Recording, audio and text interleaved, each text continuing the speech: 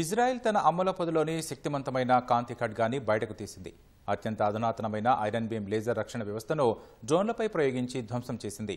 ప్రపంచంలో తొలిసారి అత్యంత శక్తివంతమైన లేజర్ను పూర్తిగా వినియోగించి ఇంటర్సెప్టార్ వాడిన దేశంగా ఇజ్రాయెల్ నిలిచింది.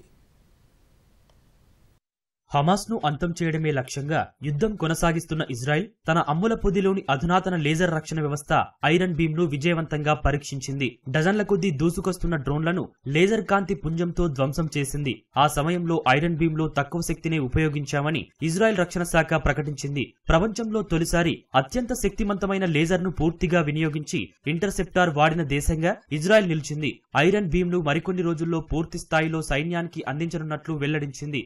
ఐరన్ బీమ్ ను ఇజ్రాయెల్ వాయుసేన రక్షణ శాఖలతో కలిసి ఆ దేశానికి చెందిన రఫేల్ సంస్థ అభివృద్ధి చేసింది. హెజ్బొల్లా నుంచి డ్రోన్ల ముప్పు పెరగడంతో అనుకున్న సమయం కంటే వేగంగా దీనిని రూపొందించినట్లు రక్షణ శాఖ వెల్లడించింది.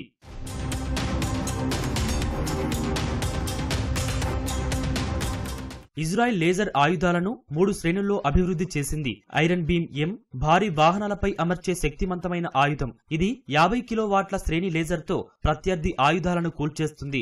ఐరన్ బీమ్ లోనే తేలికపాటి వర్షన్ అయిన 10 కిలోవాట్ల శ్రేణి హై ఎనర్జీ లేజర్ ఆయుధంగా లైట్ బీమ్ ను సైతం ఇజ్రాయెల్ అభివృద్ధి చేసింది. చిన్న వాహనాలపై ఉపయోగించే లైట్ బీమ్ అత్యంత తక్కువ ఖర్చుతో 10 కిలోమీటర్ల దూరంలోని యుఏవీలు, డ్రోన్ల దండును నాశనం చేయగలదు.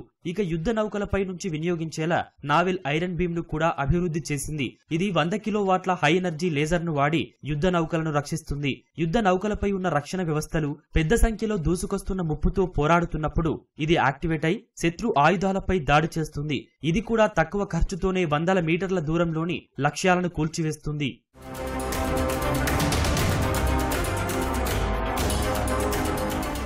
లేజర్ రక్షణ వ్యవస్థల తయారీపై పలు దేశాలు దృష్టి పెట్టాయి. వీటి రాకతో భవిష్యత్తు యుద్ధాల రూపురేఖలు మారనున్నాయి.